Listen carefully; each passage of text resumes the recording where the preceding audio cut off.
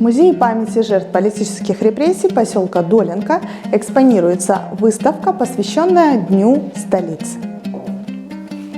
Именно 6 июля 1994 года Верховный Совет Республики Казахстан принял постановление о переносе столицы в город Акмалу. После официального переезда центральных государственных органов в Акмалу в 1997 году было принято еще одно важное решение в отношении столичного города.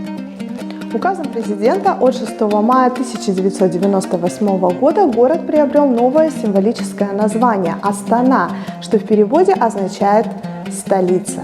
После этого город пережил грандиозные преобразования. Международное представление Астаны как новой столицы Республики Казахстан состоялось 10 июня 1998 года. После этого много лет праздник города отмечался на местном уровне 10 июня. Но в 2008 году было принято дополнение к закону о праздниках, по которому учреждался День столицы как государственный праздник 6 июля.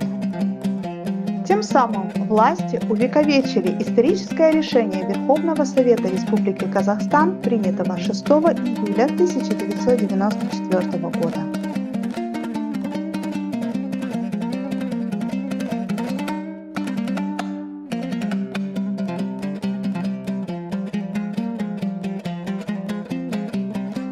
Новая страница истории государства началась с переноса столицы в Астану.